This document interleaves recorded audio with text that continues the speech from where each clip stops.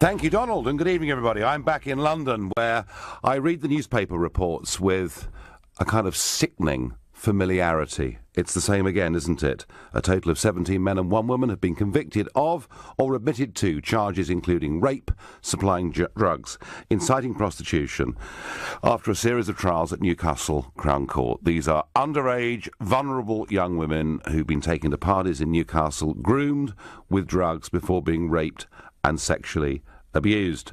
Those prosecuted were from Pakistan, Bangladesh, India, Iraq, Iran and Turkey. And I say sickening familiarity because we've seen this in Rotherham and we've seen it in Rochdale and we've seen it elsewhere. And I have tried myself over the last couple of years to have an honest conversation about it. Indeed, back in 2015, I was in Rotherham and I was attacked by the local Labour MP, Sarah Champion, for even visiting the town and discussing the Rotherham child abuse scandal. A point of view from which now, today, she's saying something slightly different. He came here to try and point score, and it's like... That's what politicians do. Some sort of voyeuristic tourism that's going on. Well, I don't think that they should, and that's Really? why I'm very keen that we address the issue rather than point scoring on it. So the fact that he came here with his circus and has ended up barricaded in his shop with people in Rotherham who are saying this is absolutely disgusting. We don't want you coming and trying to get elected off the back of the abuse that's been going on in our town. I do find that funny because the people of Rotherham know what's right and what's wrong. So the background of that is I turned up in Rotherham where these stories had been breaking, and a mob with intent on violence, carrying a whole series of derogatory placards and posters, got me sort of effectively locked inside an office until quite a substantial police escort turned up to get me out. She even tweeted, she said, "Hilarious. Farage is trapped inside the Rotherham UKIP shop by people objecting to him coming to rubberneck at victims." What is it, I was saying, in 2015 that was so objectionable, that was so vile, that was deemed to be racist in every way and, in many ways, promoted me to being public enemy number one? This is exactly what I was saying to Channel 4 News in 2015. The reason that the blind eye was turned is because race was an issue. Had these offenders been from a different race, I suspect more would have been done earlier. And I think that, you know, that is not an extraordinary thing to say. That is pretty much an accepted fact. So let's be clear. The crimes that have been committed in Rotherham and in Rochdale, and indeed in this case where we saw the convictions yesterday in Newcastle, are nearly always British-born people, but members of different communities, very often in these northern towns, living in a very segregated, separated way from the rest of the community. And I want to give, my opinion on this is perfectly clear. These are racist crimes.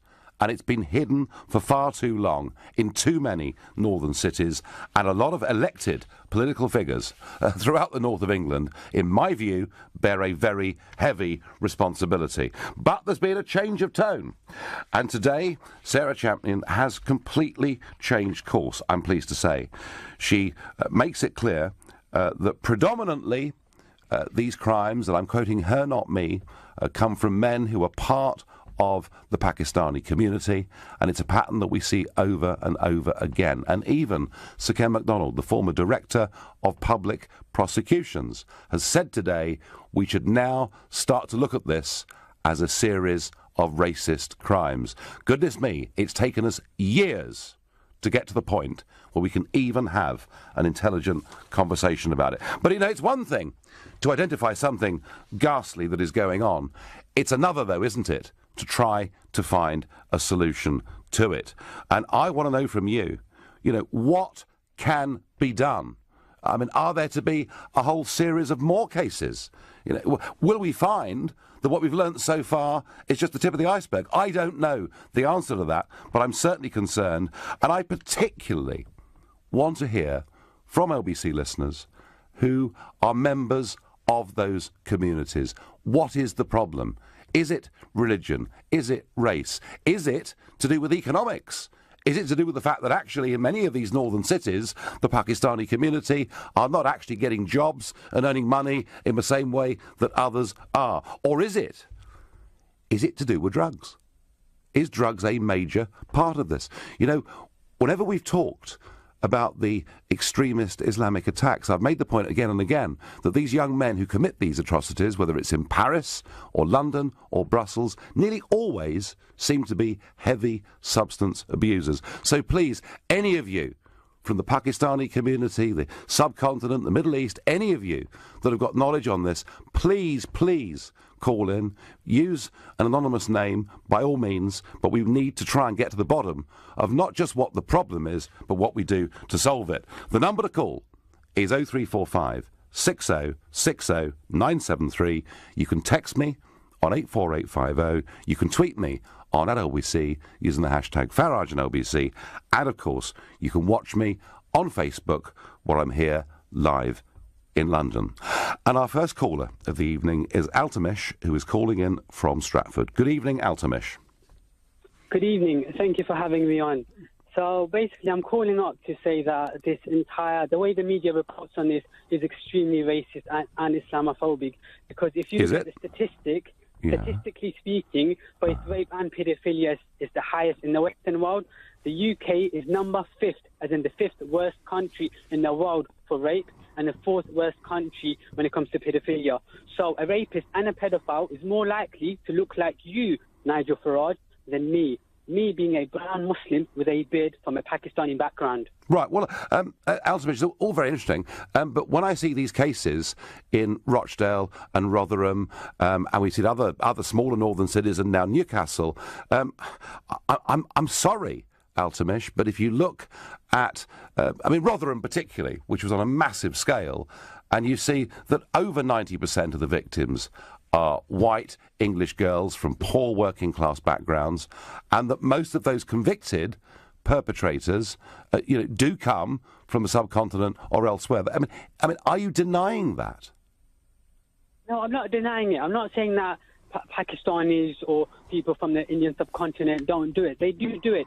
But this is an epidemic among the white community, among your community, right? So the question needs to be asked, what are you doing to stop people from your community? Because that's exactly the sort of questions that people on LBC, like Nick Ferrari and Ian Dale, have asked people from a Pakistani background or Muslim background.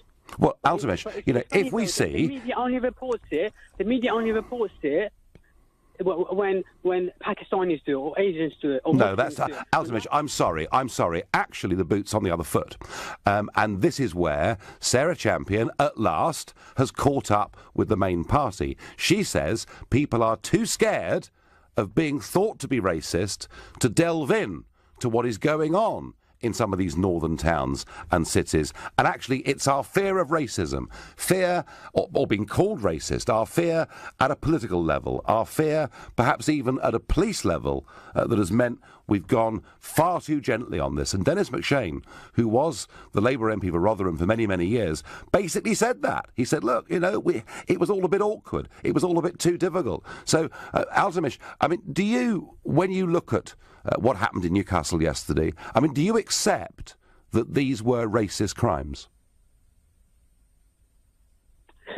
Look, you're completely dodging the question because this. No, Altamish, I'm not dodging any question. And can I assure you that if a story breaks next week about a group of young white thugs who do exactly the same to young girls from whatever background, I will be the first to condemn it as loudly as I possibly can. No, you won't, and you have not, because, like I said, Pakistan does not even fall in the top 10 worst countries for rape or paedophilia. The UK does. Well, perhaps, Altamish, perhaps that's because we deal with it.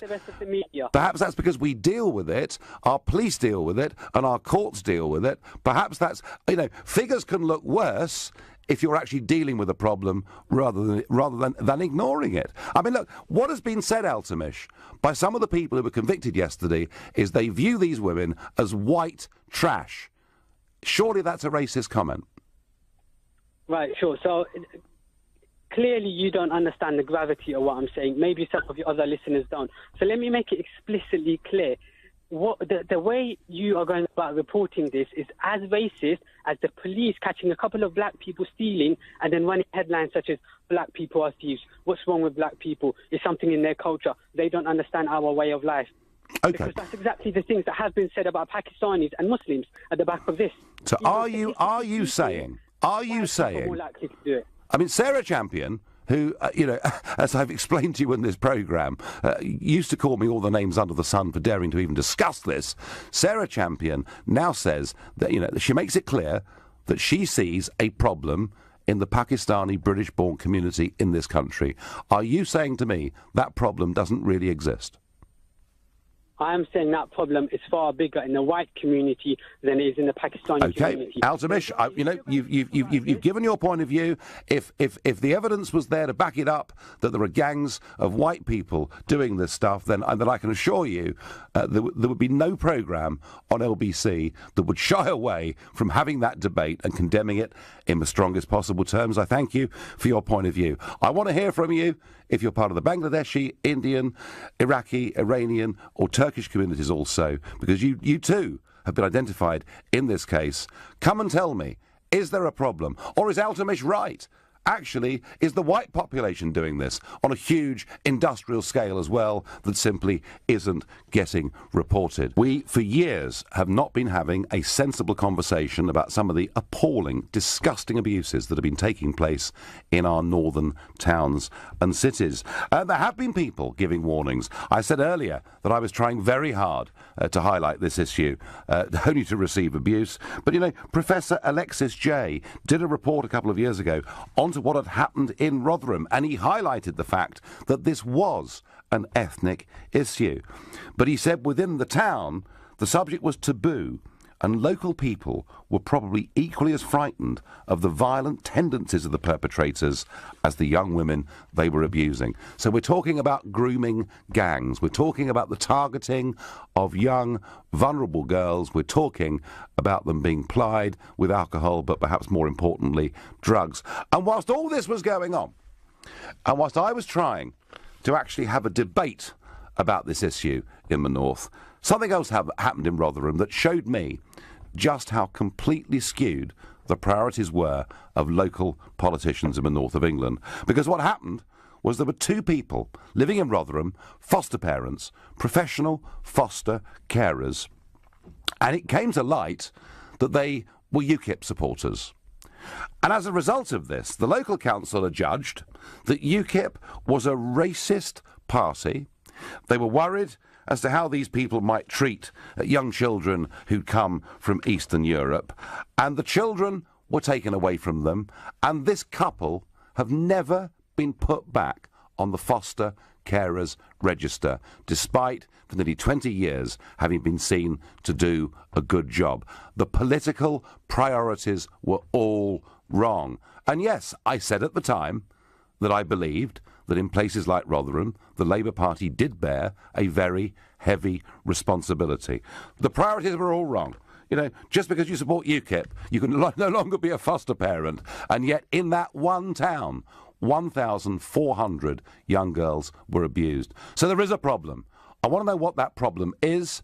I want to know what we do about it, and I'm appealing particularly to British-born people in those communities, whether it's Pakistan, Bangladesh, India, Iran, Turkey, all the countries that were cited yesterday. I'm appealing particularly to you to come and talk to me. Now, before the break, Altamish from the East End of London said to me that he thinks the problem is even worse in the white community. But I just haven't seen any evidence of white grooming gangs out there operating on our streets. I'm going to ask Akshay from Wembley. Good evening. Good evening, Nigel. How are you? I'm very well. So, Akshay, is there a problem here? Is there an ethnic or religious problem here? Well, see, the thing is, I wanted to call up and talk about the sort of impact these crimes are having on my community. I'm a British person. I'm a British-born person of Indian descent. Yes. I'm a Hindu. Yes. And Hindus in the UK, we've been very kind, very benevolent. We've done very well in the UK. We've integrated very well. We've very, very rarely, seldom ever bothered anyone. If you look at official statistics for those who are in jail in terms of faith and no faith, actually Hindus are less likely to be in jail than any other faith and people of no faith in the whole of the UK. Obviously, there's 1 million Hindus in the UK. So, but what I'm saying is that this issue with these grooming gangs, I mean, they always refer to these grooming gangs as Asian all the time. And so, I mean, I don't think that's very helpful to people like myself and my community because, as I say, we're not involved in this. I mean, you mentioned that there was one person within the Operation Sanctuary, the people that they actually found, obviously the people that were in that gang yesterday, one of them was of Indian descent, but only the one. The rest of them, none of them. I mean, the rest of them were not of Indian descent. And let's say you very rarely hear of Indian people and Hindu people getting involved in. All right. Well, let me take the figures that you've given me, at face value and on trust. I have no reason to disbelieve them at all. What Sarah Champion MP for Rotherham said today was that it was predominantly Pakistani men. So, are you actually telling me that this is actually about religion, not race? Well, I don't think. You know what? When it comes to people who, I mean, these particular issues, I can't put my finger on. I'm not sure because let's say I've lived in communities, in a very diverse community. I've lived next door to Muslims for a very, very long time. I'm a pluralist. I'm a Hindu, so I'm a pluralist. So I can peacefully coexist with anyone. So I've lived next door to Muslims. I've had next door to my shop is a Muslim. My family business next door is a Muslim business, and they're very, very nice people. And I would never ever expect them to do anything like this. However, what I would say is there is in Islam there is they do say that actually men can actually target women for conversion. So if a woman that is not a Muslim wants to marry a Muslim man, then certainly the woman has to convert to Islam. So whether this is a matter of conversion, I don't think. What does target mean actually exactly? When I say target, I mean there has been times previously when you found that there are Muslim men who have targeted non-Muslim women, particularly from the Hindu and Sikh community, and tried to actually get them to convert to Islam. But I don't think it's that commonplace anymore, to be honest with you. I think it's not something that I've seen that frequently. And actually, I'll say the Muslim community. I mean, I personally, as a Hindu, we haven't had the best of friendships with Muslims, down the years. However, we actually do get along very well in the UK and also in India as well.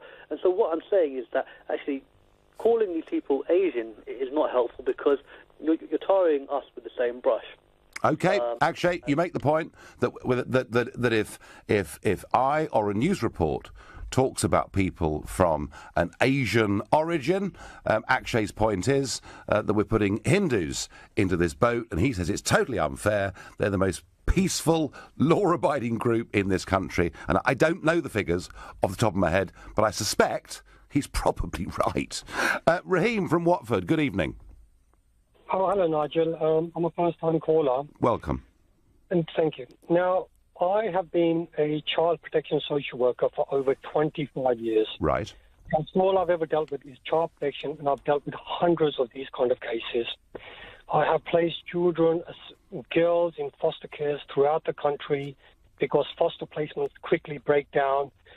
And I can tell you that I have carried out literally hundreds of interviews of what used to be known as MOGP, which was Memorandum of Good Practice Interviews, which are now called ABEs. It's where you would interview the girl with a police officer, and I'm talking about boys too. Yeah. And what that would do is that you would use that video as evidence when they've been abused. 95% of the time, it actually traumatized me when girls had to go repeat this abuse, and it went nowhere. Why? Because these girls were seen as going to be poor witnesses. They came from dysfunctional families, or the police used to say they're just not going to make good witnesses.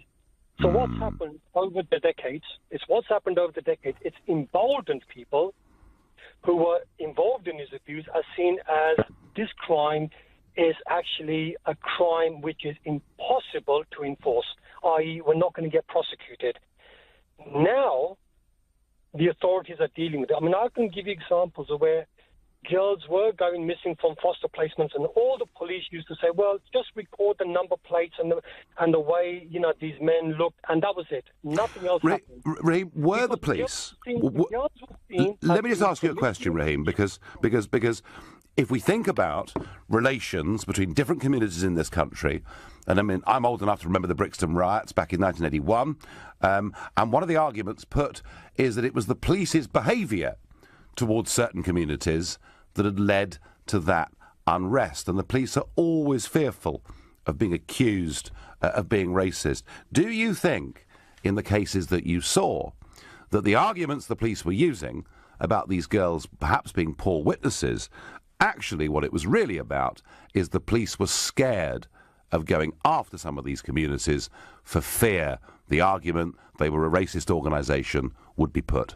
What I'm going to do, Nigel, is I'm not gonna give you conjectures, and I'm not going to give you nothing. I'm going to tell you what I know as facts, because you probably have a lot of people phoning up with him. I'm going to tell you what facts are. Yep. Facts are this: when I was doing those memorandum of good practice interviews, we had a dedicated child protection officer sitting with us. It was never about race. We were always told, look, they're just not going to make a good witnesses, or I was told, well, that story didn't seem to make sense about she was with this boy and then she was with another boy. Oh, and she's just broken down another foster placement. So her behaviour is going to be seen as highly volatile. Now, what I'm telling you is my own, and I can tell you one thing, Nigel. I've remained in front line of trying to help these girls, and it's actually broken my heart a lot of times because they already come from broken homes. Now, the other gentleman you had on, I've dealt with Pakistanis, I've dealt with Sikhs, I've dealt with Hindu men, all kinds of abusers. And the problem is now that it's catching up now because police and authorities are having to deal with it. Even social workers, when we've done the interviews, we had no say. The interview was done, it went off to the Crown Prosecution Service or to the police. That was it. But Raheem, I mean, you've lived with this. And what we were doing... You've lived with this, Raheem, for 25 years. And I have to say, I wouldn't want your job for all the tea in China. I couldn't do it. But you've lived with this, and you've said on this phone call that at times it breaks your heart to see what's happening. But most of us in the population were wholly unaware that this was going on until 2 or 3 years ago. And I promise you, there are tens of millions of people out there who are absolutely shocked and horrified at the scale of what has gone on. Can you just give me one positive thing, so change in the law, change in procedures that you think could be put in place to make this better? Well, let me tell you one thing that would make a huge difference. And I can tell you something. Let me give an example. I know a person who was never prosecuted. I'm going back about 25 years ago, and he's recently been prosecuted about 5 years ago, and he's been sent to prison. Because he was never prosecuted, within those 20 years, he fathered over 20 children from vulnerable women, women with severe learning difficulties, because he targeted day centres. Yeah. Now, one of the things that would make a huge difference is when we used to do these interviews, that we didn't have somebody saying, well, maybe they're good witnesses or maybe not. No. Let it go before the courts. Let them make the decision whether... Regardless whether they're seen to be good witnesses or not. No, I understand that, Raheem. I thank you very much for that point and for your call and for your expertise. And I wish you, as I'm sure everybody listening to this show does, I wish you well with everything that you do. Well, it's a discussion I think has been had up and down the land. Yet another horrendous grooming case of young underage girls who were severely sexually abused. And in a real change of tack, the Labour MP for Rotherham now saying this is predominantly Pakistani men that are doing it, and it's happening time and time again. And I'm asking you, why is this happening, and what do we need to do to stop it? But we can't ignore the fact that, of course, the North Korean US standoff is worsening in terms of rhetoric and words. And today, North Korea have said that they've got a plan that could see them firing 4 missiles near the US territory of Guam in a matter of days. Guam, little Pacific island, 163,000 people. It is home to the US long-range strategic bomber force, and they are right in the middle of all of this. I think people there right now are terrified. In response to this, and not so much Donald Trump today, but US Secretary of Defense Jim Mattis has said that Pyongyang would be grossly overmatched in any war against the US or its allies. What's going to happen? I don't know. Are we dealing with a reasonable actor in the case of Kim, or are we dealing with a maniac? He looks pretty much like a maniac to me, but he must know that with Trump and Mattis having gone as far as they have, if missiles were fired that landed close to Guam or on Guam, it'd be very difficult, wouldn't it, for the Americans to simply do nothing, having raised the stakes as high as this. So let's hope I'm wrong, and let's hope Kim Jong-un actually is a rational actor. Now, we continue this debate, a debate that it's been very difficult to have over the years, a debate that I did my utmost to try and help get moving a few years ago, only to receive abuse and threats of violence against myself. But we are beginning to talk about it. And I'm going to ask Bally in Warwickshire what she thinks. Good evening. Good evening, Nigel. Most pleased to finally speak to you. Well, thank you very much. I would have to agree with Akshay to somewhat. I'm surprised we're so slow in handling and sick to death of playing the race card.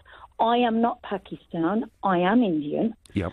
And what I have seen, it's almost like white women are quite free to do all those sexual acts, drugs, alcohol. One of their own kind is far too good or superior to do that. Have you noticed, Nigel, there are no Pakistani girls that are being groomed? No, and I wonder, Bally, is that because they don't roam the streets at night and they're not prone to drugs and alcohol, or is it because the crimes that are being committed are actually racist in their very nature? It's nothing to do with the race. To do those sexual acts, it would have to be someone who has low self-esteem, someone who is quite easy, free, when you're showing them a nice car, a man showing them affection, Nigel, in a very sports car, nice things, nice clothes, showing a girl a good time. Mm-hmm. Straight away, when a younger girl has a lower self-esteem, they are going to think, this man really cares about me. He loves me.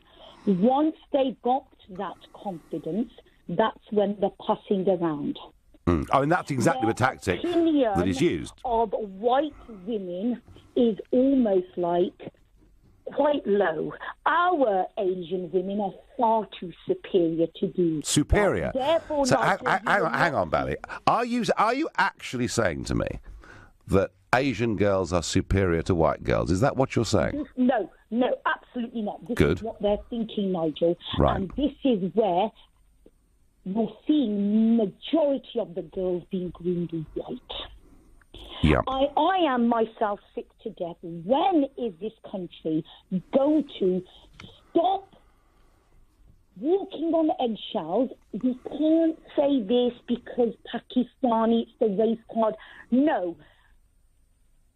Whether we like it or not, I'm sorry, they are Pakistani men, therefore they are doing the grooming. This thing about ratio, why it is the white, but it seems to be the Pakistani men are that always brought up. No, I'm sorry. Oxford, Rotherham, Leicester, Newcastle. You may well be right, Bally.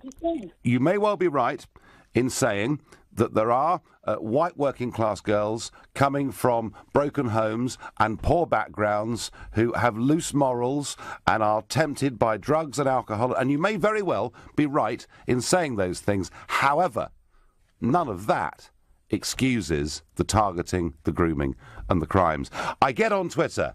Right now, Nigel Farage is trying to get the UK to think that paedophilia only exists among Muslims. Oh, please. That's not what we're saying at all. But what we are saying is there is a depressing familiarity about case after case coming to court in big northern towns and cities. And we want to find out why and what can be done. Your average paedophile doesn't share his victims with his friends and family because they'd get arrested. It's a different mindset I get on Twitter, and that is referring to different racial groups, different ethnic groups, different religious groups within this country.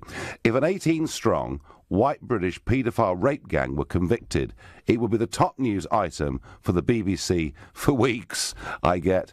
And I get disappointed at caller segregating his society from ours. Surely it's one British society and one set of standards and behaviours. Well, Shirl on Twitter, I tell you, that's what it should be. And actually, if previous governments of both shades had managed immigration policy into this country sensibly, had not pursued state-sponsored multicultural division and actually integration, I don't think we'd be in anything like the mess we are with this right now today. And I believe that very, very strongly. Pauline in Stratford, my next caller. Good evening. Nigel, hi. I've got a lot to say on this, actually. Well, just restrict it to 2 or 3 points, Pauline, because lots of other people want to have their say too. Yeah. Okay. Well, I think that this is a Muslim male problem, and this isn't a race problem. It's not an Asian problem. I think it's a problem that exists in Muslim males who are in the West, particularly because they're surrounded by non-Muslims, particularly white women, who they view as being morally inferior to them. Why, Pauline, Pauline, why is it Muslim specifically in your opinion? Why? Because look at their backgrounds. They're Pakistani, they're Iraqi, they're Somalians, they're from Bangladesh. Right. Even the Indian, I'm sure that the Indian was probably a Muslim Indian. There are some Muslims in India, but they are coming from Muslim countries. Right, So and what do you see? What do you see as the problem with that list of Muslim countries that you've just read out? Well, it's not anything specific to the country, but I live in Stratford, which is a really multi-ethnic, really multi-faith area, and I've lived here for 40-odd years, and I've grown up seeing this. Even as a teenager, this mindset that exists in Muslim males, that doesn't usually lead to the extreme of Rochdale and Rotherham, but nevertheless, there's a mindset that exists within Muslim males that white girls are there only for sex. And so even as a teenager, you'd see teenage white girls dating Muslim guys, and white girls fall in love with them. The Muslim guys only are interested in sex and nothing else. But is it? I mean, are you, Pauline? Are they? I mean, okay. I'm sort of taking your premise that it's a male Muslim problem. I mean, who is encouraging them to think like this?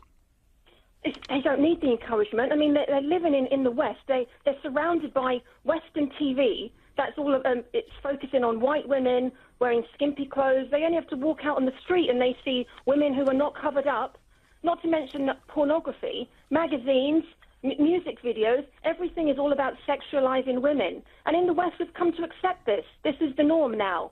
But for men who are coming from this culture where women cover up, and if you don't cover up, then you're a slut, you're a whore, and you're worthy of being defiled. Pauline, they only marry within their own. So these men will only marry a Muslim woman. If you're right, Pauline, sex with white women. If you're right in putting your finger on the problem as you see it, what on earth would you do about it? I don't know, but I've come across in my area in London convictions of groups of Somalian guys gang raping white girls. This is a common phenomenon that happens all over London, where you've got gangs, or not necessarily gangs, but you've got Muslim guys exploiting, abusing young white girls. They don't do it to their own. They don't even do it to black girls. It's only white girls that they do it to because they see them as like the lowest of the low. Pauline, I thank you for your points, your passion. Pauline feeling very, very strongly there. She believes it absolutely is a male Muslim problem. I want to hear what the rest of you think. Another depressing court case, another 18 people convicted of serious paedophile crimes, and a Labour MP, one who previously didn't want to discuss this stuff very much, now saying that this is a problem predominantly of the Pakistani community. And I'm asking you, is this issue about race? Is it about religion? Is it about division, poverty within our cities? Is it even about drugs? I'm going to ask Sidra in Reading what she thinks. Good evening. Hi, Nigel. Hello. I'm a first-time caller. Welcome. So I'm a young Pakistani Muslim woman myself. Yeah. And I completely agree that we have a serious problem with misogyny within our communities. There is obviously a problem there with young Muslim men of Pakistani origin thinking that they can abuse women as they like, do whatever they like to women. But I don't think that it's a religious problem. I think it is a cultural problem with men being brought up to think that, like, women are like second-class citizens to them. Why would that happen? An Islamic problem. Sidra, why would that happen then in an Islamic community? By the way, we're talking about British-born people here. But why would that problem happen in an Islamic community but not happen in a Sikh community or not happen in a Hindu community? Why? Yeah, because culturally that's just how it is. Like, Islamically, women are not second-class citizens, whereas culturally within the Pakistani community, women are treated like they're not, like proper people sometimes. I think that's just an issue that we have in our communities. But the other angle that I wanted to bring to this was you were discussing earlier on how it's it's specifically white women who are being targeted in this. That's absolutely not true. There have been cases out there documented in which it's Pakistani women who are targeted, Afghan women who are targeted, so Muslim women themselves.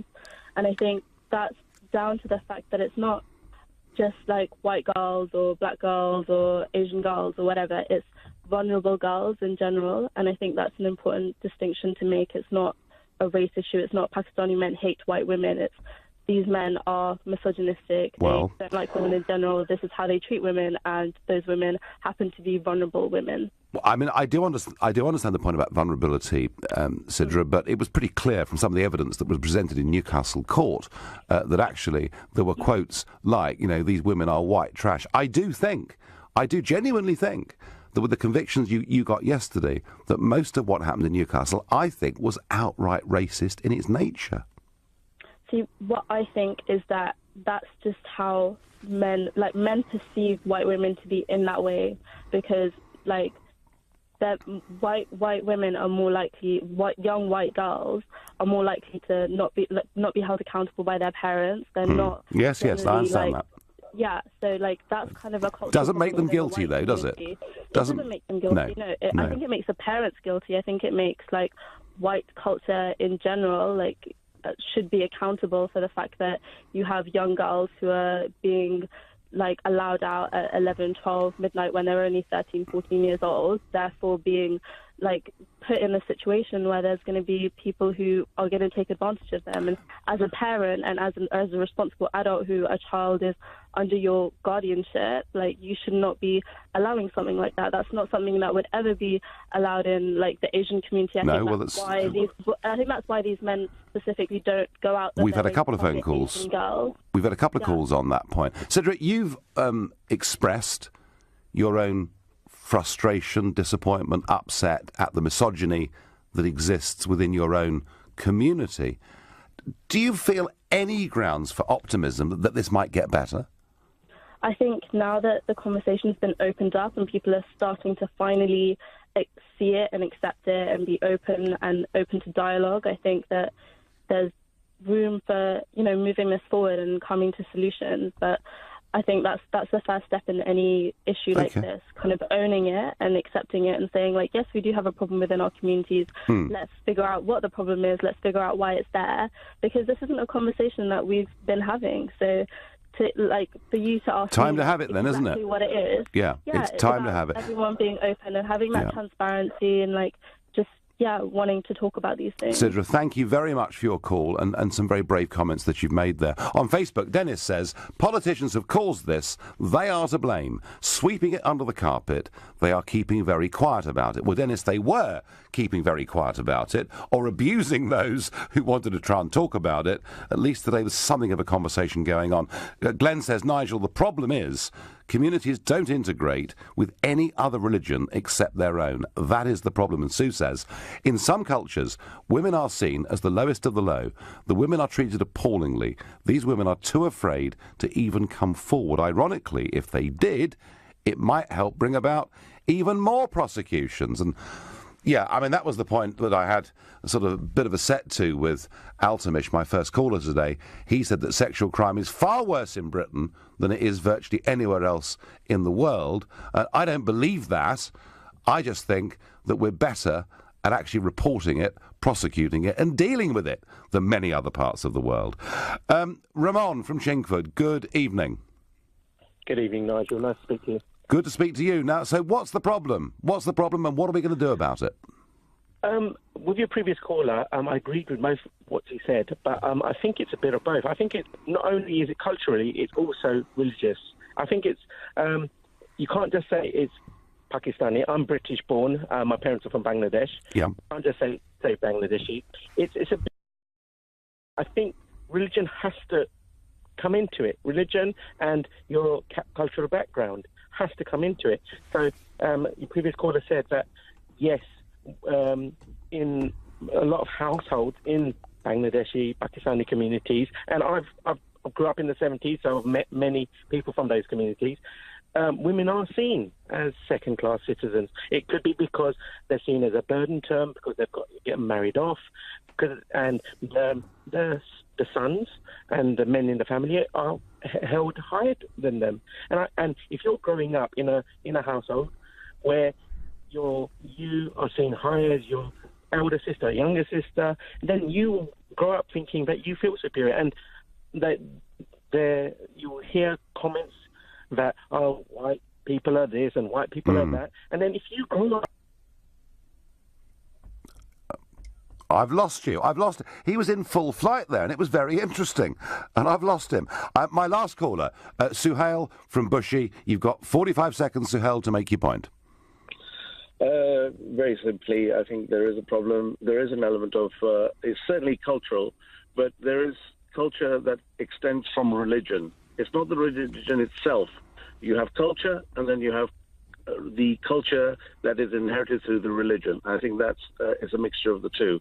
Yes, I will say I've seen this myself, that I've seen predominantly Pakistani men, but I have also seen Sikh, I've also seen Hindus, and even Turkish. I've come across Turkish people embroiled in the same thing. So I definitely think it's a cultural issue, and we need to own this. All community needs to come forward and stop blaming everybody else, stop being defensive about it. It's our problem. It's our community. We all need to step up to the mark and do whatever we can to eradicate it. Well, I thank you for saying that, and it's a very positive final call to the evening. So we've had a big range of opinions and some strong passions, but several people ringing in, texting and tweeting saying there is a problem here within elements of the Muslim community, and it needs to be talked about and it needs to be dealt with.